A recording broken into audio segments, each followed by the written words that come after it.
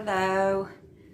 If you're new here, and you're probably not, but if you are new here, I'm Dion. My normal content is that my husband and I live in a van. So Chris and I have been mostly hanging around the Midlands area, and we've gone a little further afield to the south.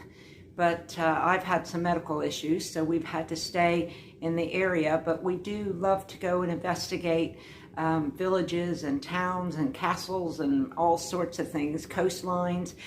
We really enjoy doing that.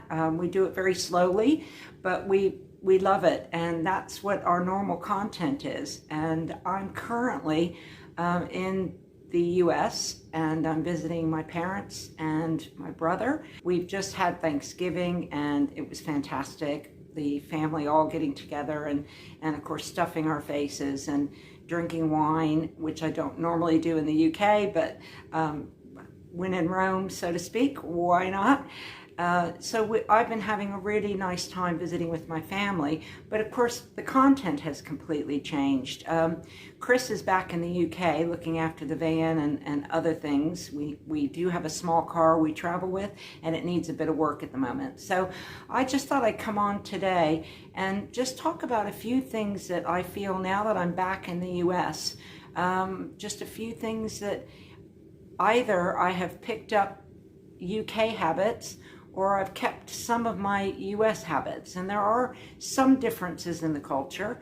It's nice that we can all speak the same language, but there are just a few differences. And now some of the things might be, and here's where you guys can come in and you can tell me, some things might just be Dionisms. You know, we all have our own little peculiarities. Try saying that 3 times fast. We all have our own like little things that we do that maybe nobody else does, but we think it's a cultural thing, but maybe it's not really a cultural thing. Who knows? When I first married Chris, there were quite a few cultural things that he did that I just put down to Chris. You know, I didn't really put it down to a cultural thing, or some things I might have put down to a cultural thing. And I think that actually helped our relationship because I wasn't judging him all the time on some of the things that I would say weird things, but they weren't weird. It was just the way that probably the most was his banter. So that's something I've definitely gotten used to in being in the UK, is that the banter is completely different. I could be in one room, say in the living room when we lived in Orlando, and a plate might fall in the kitchen. Nobody's made it fall, it just was in a wonky position. And Chris would say to me, "Oh, that's your fault that plate fell." And as an American, I used to get quite offended. I'd be like, "What do you mean that's my fault? That's not my fault. We just put it in the dish rack wrong." But now I realize that's something that the UK people just do all the time. It's sort of this banter that goes on that you kind of have to get used to. And once you get used to it and you realize, it's like, well, in my case, I would just ignore him. That plate fell. Yeah, it did. It's like, yeah, okay, that's fine, but not get like offended. And I'm not saying Americans do get more offended, but I do think that I have become a lot less offendable. I don't even think that's a word. I do feel that from living in the UK and just sort of getting used to that deprecating sort of sense of humor. British people do tend to kind of make fun of themselves, and at the same time sort of make fun of other people that are like them. And that may take a little bit to get used to at first, but I'm so used to it now that, you know, in one ear and out the other, and not the least bit offended. So that's really, that's one thing that I think has changed me a lot. Or maybe that's just old age. And as you get older, you just sort of go, you know, I can't be bothered to have arguments anymore with some people. I don't know. So that definitely has changed, and I do really like British humor. I find it, I find it funny, you know, when people kind of make fun of themselves. Therefore, they're kind of making fun of you because maybe you have some of the same ideas, or, so I do find that kind of heartwarming, and things in England don't, when you're watching movies, British movies or British television shows, they don't always work out with the happy ending. And let's face it, that is just a little bit more realistic, isn't it? So that's like one of the things that I've noticed that has changed me inside. That it takes a lot more to offend me now, and I think I'm far more. I'm just far more patient, and I'm far more much more easily ignoring things that might go on that annoy me. But why bother, making a big deal out of it when all it's going to do is ruin your day? But as I said, maybe that's an age thing, because I have noticed a lot of my older relatives that are from the U.S. are kind of in that same boat now. So who knows? Who knows? But I do think that the British culture in that respect has changed me. And that's, to me, that's a nice change. I just don't worry as much about things as I used to worry about when I was in the U.S. One thing that I don't really think has changed is that I still smile and talk to strangers in grocery store queues. And I still ask people, how you doing? Although I don't really say that, and I do think British people or Americans need to realize that if someone comes up to you, or somebody, or somebody says, "You all right? You all right? You right? You right?" They're not telling you that you don't look all right. They're not telling you you look ill or you look sick. That's their way of saying, hello, how are you? And nobody really wants to know how you are. I mean, even when Americans say, hi, how are you? Or, hi, how you doing? We really don't want to get a 15-minute talk on your health, or on what's going on in your family and things like that. Not really, unless you're really, really close friends. But it's funny that I do say that now. I'll say, you all right? You're right. Or somebody will come up to me and say, you all right? And I'll say, yeah, you all right? And that's about where you end it. I was in the airport the last time I came, a couple of years ago, and I'd met up with an American woman that was going to be visiting London for the first time on business. And we got separated once at the airport, but we met up again at the where we caught the plane. So we met up again, and she walked over to me and sat down, and I went, you all right? And the first thing she said was, why do I look ill? Is something the matter? I went, oh, I said, this is something that you're going to really have to get used to. I said, if you're going to England, people are just going to ask you, you all right? They don't really want to know if you're all right, but the answer to give them is, yeah, you all right? Yeah, just give it back to them, and they'll go, yeah. Or they'll say, what is the one thing they always say that always makes me laugh, that I do say a lot, living the dream. I'm living the dream. So I got used to saying that as well to that. But so that is another little thing that I think I've picked up since I've been here. You all right? Yeah, you all right? Yeah, I'm all right. You all right? So it's a fun thing, but it's funny to think that Americans might take that actually, do I not look all right? Do I look like I'm ill? Do I look like what's going on? So just keep that in mind. If you ever visit the UK and someone says, you all right? They're not making a comment about your health. They're just asking, how you doing? How are you? So that's another thing to consider. Obviously, there are different words for different things in the UK and the US. And I think I have now adopted most of the UK sayings. I will say, though, sometimes my brain gets confused, and I either use the US word, or I can't remember which one is US and which one is UK. Again, keep in mind, I've lived in the UK since 1995.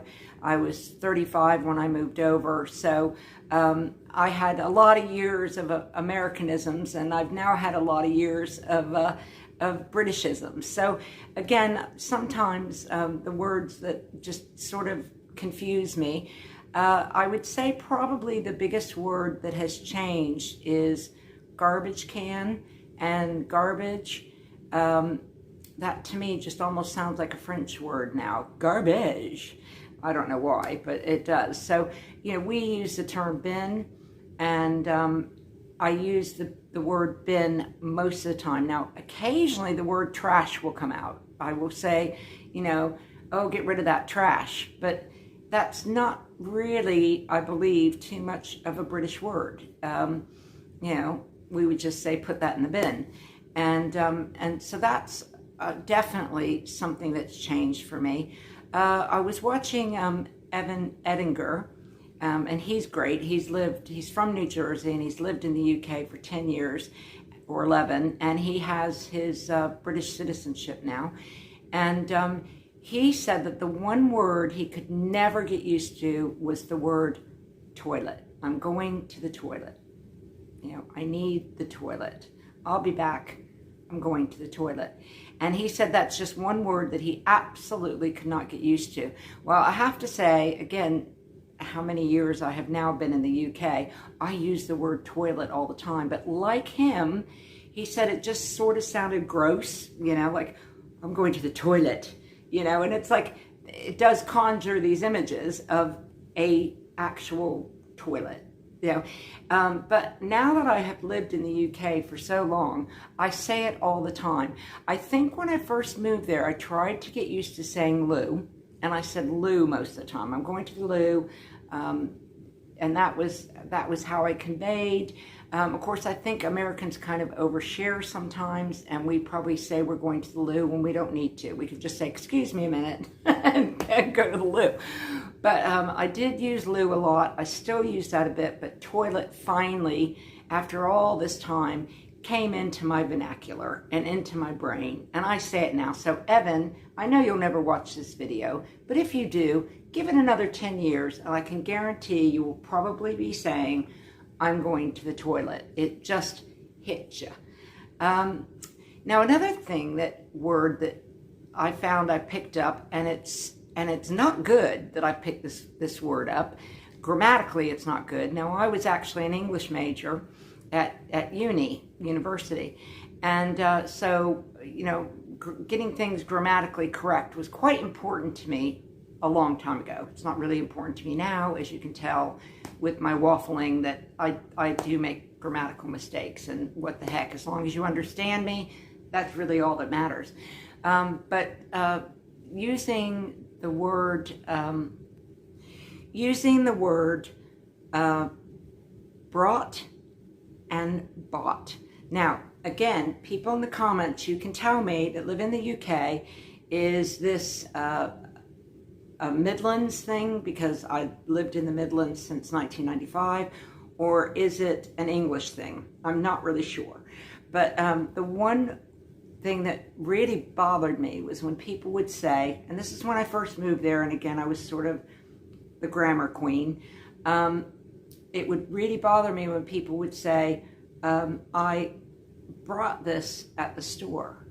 And it's like, no, you bought it at the store and you brought it home. So buy and bought and bring and brought. But I have to tell you, after all the times of hearing people use the word brought instead of the word bought, I have found myself actually saying that. And when I say it, my brain goes, oh my God, I can't believe you just did that. That is like incorrect. That's not the right word. You didn't brought that from Tesco or from Walmart. You bought it from Tesco and Walmart. So really strange, but again, it's just something I just found, oh my gosh, I've picked this up, because people don't, and you know what people mean when they say that. Of course, they didn't bring it to Walmart. They brought it. See, I did it again. They bought it from Walmart, or Tesco, or Morrison's, wherever your choice is, or Aldi's, or Lidl's, which they pronounce over here Lidl's, by the way. So, as far as I'm aware, we all pronounce it Lidl's. But anyway, Lidl's. which may be more correct, who knows. So that was one of the big ones that really has caught me out in the last few years. And I'm like, wow, I have actually picked that up. A few other words is garage. You know, I'm so used to saying, instead of saying garage, which again sort of sounds French to me, garage, I say garage now. And I have been saying that for years. So that's definitely picked up. And I do kind of have to remember if I'm here and I'm speaking to somebody, because we had a council garage for many years, that I need to say, oh, it was a council garage. You know, you could park your car in there if you wanted to, but most people just keep all their junk in there. So that was another word that really, really kind of threw me. And I still talk to strangers. I still say hello. I will be in a queue and I will start talking to people, children, whatever. Part of it is probably because I'm accent impaired and I can't do a British accent to save my life. Even though I've lived in the UK for so many years, I can't do it. And so I often think, well, people are going to know I'm American, and we do have a reputation for just talking to strangers and saying hello and smiling. So that is something that I've actually retained, that I don't, I do talk to a lot of people. I enjoy talking to people. I enjoy meeting new people. But, you know, again, just having a conversation with someone from England in the queue at one of the grocery stores, I quite enjoy that. Now, Chris is mortified. You know, he's like, would you please stop talking to strangers, you know, or strangers' babies, because they're going to think, you know, you want to steal the baby. You know, if I lean down and talk to a toddler or in a pushchair, or in a, that's another word, pushchair instead of stroller. And I do occasionally say stroller. So isn't that weird that that just comes back into my mind? But so I do still smile. I do still say hello. I enjoy doing that. And I have had some fabulous, especially on our road trips, you know, when we're going out, we're visiting places we've never been before. The first question I get asked is, where are you from? And I'll say the Midlands, and they're quite shocked because they think I'm an American tourist. And it's like, no, I've lived here a long time. I'm just accent impaired, can't do the accent. So it's been nice, because by being able to say hello to people and talk to people, you know, we've learned some really fascinating places to go. You know, the locals are more than happy to tell you places that you can visit that you would not normally see. So I'm actually, you know, really glad that I've kind of retained that. Now, if I lived in London, I'm not sure, but then, you know, I would have retained that. And I'm not really sure if I lived in New York, if I would retain that, because people are so busy, they don't have time, and they don't want to waste time, you know, saying hello to someone they're never going to see again. So, you know, who knows? Again, you can let me know in the comments, you know, do you guys in the UK say good morning or talk to strangers in queues? You know, let me know. I personally think it's been great for our van life adventures, because being able to talk to people that are local has just been divinely, you know, positioned us to talk to them and get local information that you're not going to really get on Google. So that's that. I personally, I still like that, and I still try to do it. Do I do it in the US? Not really, and I'm not really sure why. I'll smile at people in the US, but I don't actually stop and talk to them, like in the queues and things. I might point out to the cashier, which probably really annoys them, that, you know, the cashier at the grocery store in the US, that in the UK, they're allowed to sit down. You guys can't sit down. You've got to stand all day, and you have to bag the groceries. Whereas, as we all know, in the UK, you know, they're allowed to sit down, and we bag our own groceries. So there you go. You know, again, just a few little differences, and I've gotten quite used to bagging my own groceries. You know, I don't need to have somebody else do it and give me 500 million little bags when I could just all pop it into my big shopping bag and tootle off. But again, that's just, is that a Dionism? Is it a Britishism? Is it a USAism? Who knows? Now, again, I think this is a Dionism and not really a British versus USA thing. I have never liked really, really cold drinks. As you can see when I smile, I've had some teeth problems in the past, and or tooth problems. That's another word I use a lot more now, is tooth instead of teeth. But anyway, I don't like my drinks super cold, and particularly when you don't have free refills, I want to get my money's worth of my drinks. So if the drink is already cold, it's come from the fridge or it's come from a tap that is cold, then I don't want a lot of ice in my drink. As a matter of fact, I have very little ice in my drinks now. I just don't like them being super cold, and as the ice melts, it just waters them down anyway. So I don't want that taste either of a watered down, soda. So I tend to not use a lot of ice, but as I said, I think that's kind of always been the case for me. Now, obviously, if you're pulling something out and it's been out all day and it's summertime and it's going to be warm, I'll put ice in it. Living in the van, we don't really have a lot of ice. I think we have one little tiny tray, probably about that big, that holds about 6 ice cubes that we keep in there for emergencies, because you never know when you might need a little bit of ice. So that is one thing that I've gotten quite used to. And I do find it funny when people have asked me here in the US, oh, you drink your beer warm. And it's like, no, we don't drink our beer warm. It comes out of a tap, and it's coming from a place that's cold. How many months out of the year can you just leave? In our case, we just leave things at the front of our van and things stay really, really cold. So, because it's right by the door. So very rarely are you going to be opening up a beer and drinking that warm. We do have refrigerators over in the UK.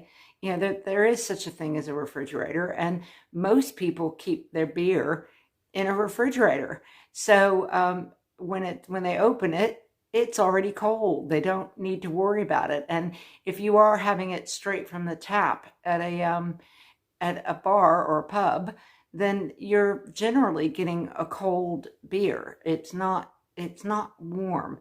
So that, again, is kind of a misconception, I believe, that we all drink our drinks warm. It's not true. And we do have ice, and we do have ice trays. And, some people I know do have the big American fridges that, dispense the ice right at the front of the fridge and dispenses cold water. So, those things do exist over in the UK. So, again, I think that the ice thing is, or the warm drinks thing it's kind of a myth. It's kind of a myth. It might have been true, a few decades ago, but definitely not true now. Again, I want to thank all our old subscribers. I know this has been really weird content for you because you're so used to seeing us out and about and discovering places, and I'm really looking forward to getting back and doing that. Both Chris and I have said that to each other on the phone, that we both really miss each other and we miss getting out and about. So thank you so much to you guys that always support me and support our channel and send me comments. We really do appreciate it. And anybody else who's just joined, thank you for joining. I hope we'll bring you some content that you can enjoy. Thanks again, guys, and love you lots, and looking forward to Christmas. And you can see my sister-in-law puts her tree up right after Thanksgiving, and it's absolutely beautiful. So I'm really thankful that I can come over here and visit my parents and visit my brother and enjoy being in the U.S., albeit I'm looking forward to getting back. So see you guys later. Thank you.